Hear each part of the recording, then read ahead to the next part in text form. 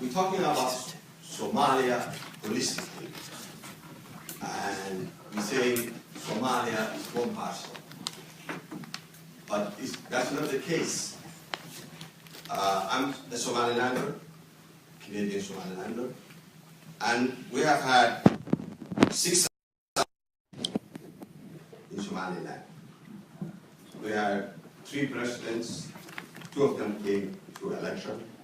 We had 2 municipality elections, 2 parliamentary elections, and we have had no piracy whatsoever, no terrorists whatsoever. We united with Somalia in 1960 as a 2 entity. We withdraw from that union, and when it comes to the international community, we were endeavoring to become part of international community and become an independent state. But we are not often get spoken of as in the same breath as Somalia, because everything is Somalia. As you said, you are one package.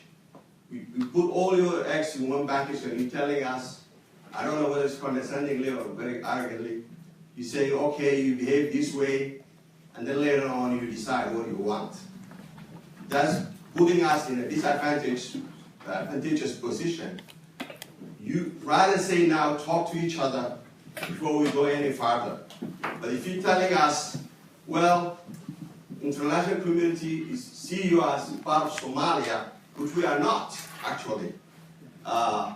In the Western world, in Europe, 369 years ago, 1648, you have Westphalian international agreement about sovereignty. Each nation can have their own sovereign status. Why are you imposing this on us? I mean, when I'm talking international community, why is this? Imagine if Norway in 1905, when you gained your independence, the roles were reversed and were very powerful in Africa, and tell you, well, you're Swedish and Norwegian are almost the same, you speak the same language, you're from same religion, stick with them. You can't have your own king. Isn't that preposterous? So my question is, we have been separated from Somalia for the past 25 years. When Siad Barre left, when he collapsed, the debt for Somalia was 1.2 billion. But now, according to some documents, Somalia owes $6 billion multilaterally or bilaterally to the foreign creditors. And we separate ourselves from Somalia. We're not in the equation. Does that mean I'm liable to pay that money? Because you consider me as one of the package. I believe the West should sit back and let Somalis do their own things. From Somaliland's perspective, it was from bottom to top, from the grassroots. Now, the only one who was against us, the only group, Khatumo and Ali Khalifa, are coming and we have dialogue and we're talking, and hopefully we'll sort out our differences. But in Somalia now, it's like, what do you call it? Buntustan, or Bantustan, or Bulan, Jubaland. I hate to be presumptuous, but it's only Somalia and Somaliland. We're 2 entities. You should come back to that and be fair. Thank you very much. Thank you. I'm sorry that the time is running out. I think we only have time now for response from the panel. I see we could have stayed here all evening because there are 20 more people who want to speak. But now we've heard from the first row, we've heard from the back. So we will start maybe with Jens, and then Kulmiya, and then we end up with Michael. Jens.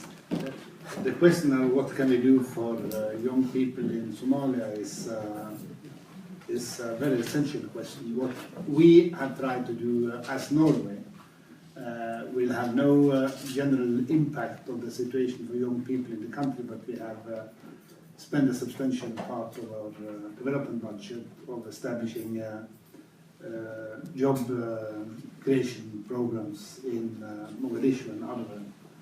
And that should be done on a much larger scale, of course, because everyone agrees that there is a need to give an opportunity to young people for a variety of reasons, radicalization, but first of all that they can have a life that give a perspective where they can stay in Somalia and expect that they can get married, get a house, everything.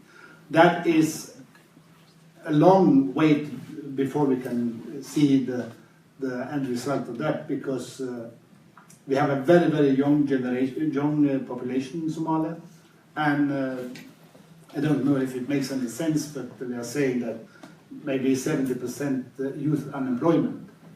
So it is a time bomb, and it is an issue, and it has to be addressed by the new federal government as soon as they can breathe a little bit more when the drought situation is over and so on.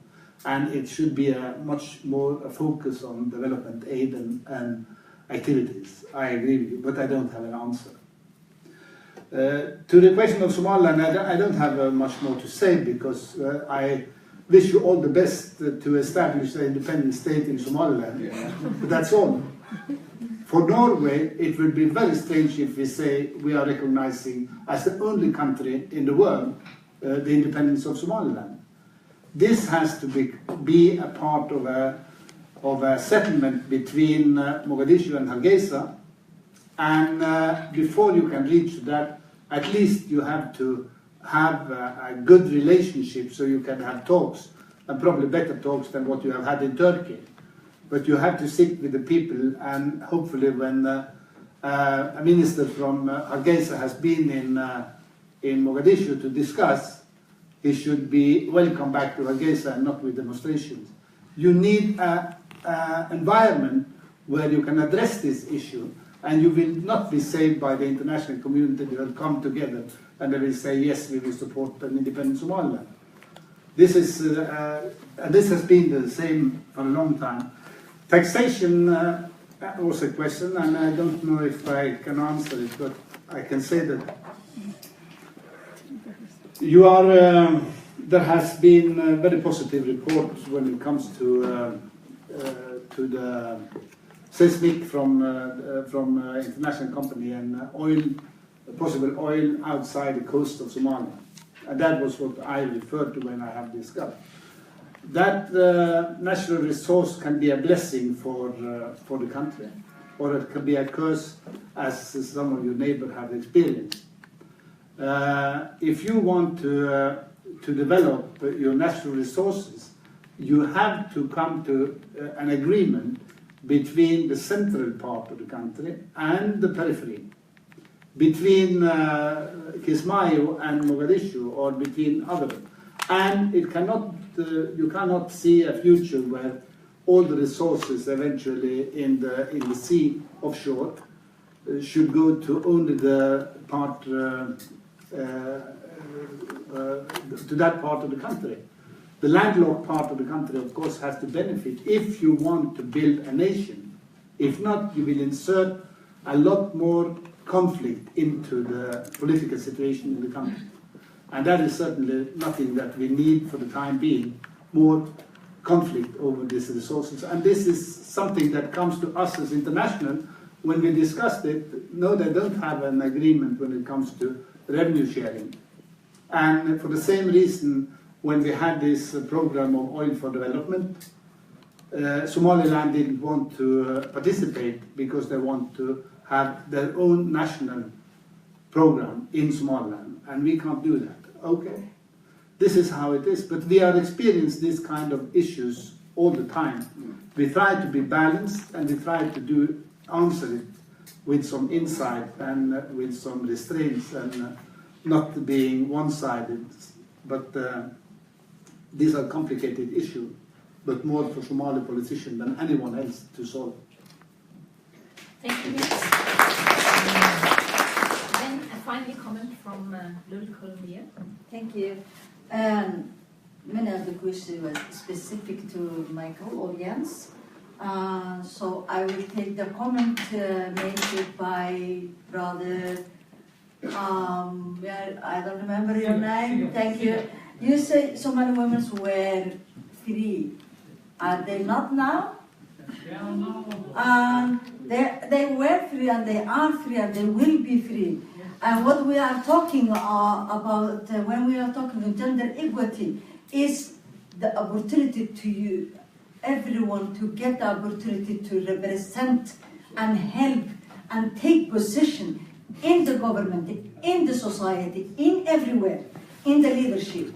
Because, as you know, from 1960, women and men, everyone was nomadic.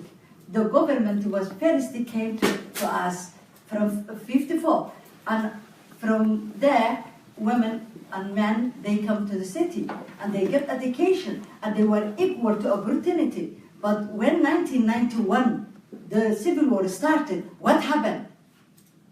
And what is the situation today?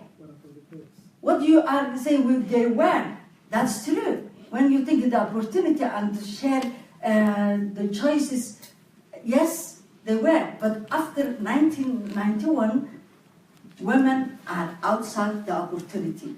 And if you see the educational, women is the top. When you say percentage, men and women, in the diaspora, in the country, and everywhere, they don't have the right to represent their people. They don't have the right to help the challenges we are facing. I think we need to think when we are dividing women the way we are doing. Thank you. You are trying to divide me, but you are not. This was the last word. I'm sorry, Okay. you can't I will be very brief. His program is tight. So Very brief. I mean, on Somaliland, the only thing I would add to what Jens has said is that I think the election of President Farmajo is also an opportunity because he's very open to the idea of a respectful dialogue with Somaliland. I mean, he's made that very clear. And so, there was actually some celebration in Hargeisa, as you know, when he won. So, he's a reconciler. So this is an opportunity, just to at least move the conversation forward, wherever it's going to end up. Have I read Somali history? Probably not enough, but I've certainly read Lewis, and I've read many books on Somalia. By the way, I grew up in Somalia for a few years as a kid. I remember Somalia in the 1970s. I went back there in the 1990s. I've seen it in many different stages of its evolution. Now, Lewis talks about nomadic society and the pastoral economy and all the rest of it, and that's, really very inspiring, but it ain't the basis for a state in the 21st century. There's got to be more than that if Somalia is to make its way in the world. Amazon. Yes, 10 years, what did you say, 10 years is enough. I mean, I think Amazon agrees, the Somalis agree, I don't think anyone disagrees. The question is, what do you do about it? So, I think what most people agree, including the Somalis, including the federal government and the federal member states, is if Amazon just left overnight, it would be a disaster. Because no matter how much you like them or don't like them, they have been essential to protecting the cities, essential to protecting the electoral process. They've done a good job in clearing Al-Shabaab out of many urban areas.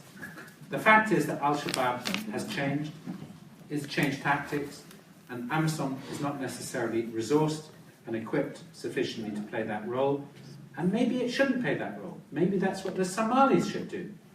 And I go back, I'm afraid, to the point I made earlier, is that there hasn't been an opportunity, but I think there is one now, for there to be an agreement among Somalis, as to the basis on which the Somali army will be formed. I mean, frankly, the SNA is largely from one clan, and within that clan, it's largely from one sub-clan.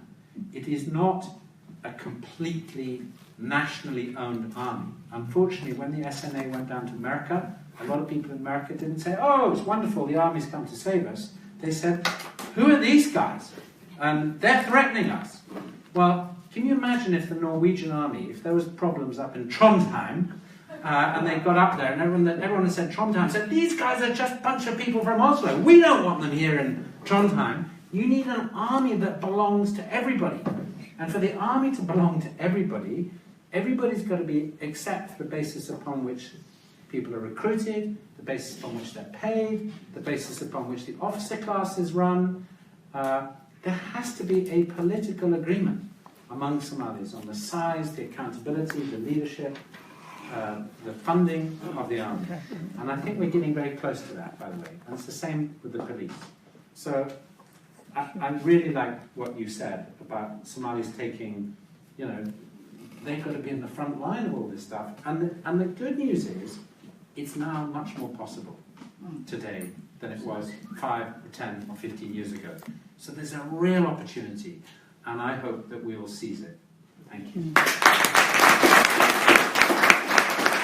Thank you very much to everyone in the panel. Thank you to everyone who came and asked questions.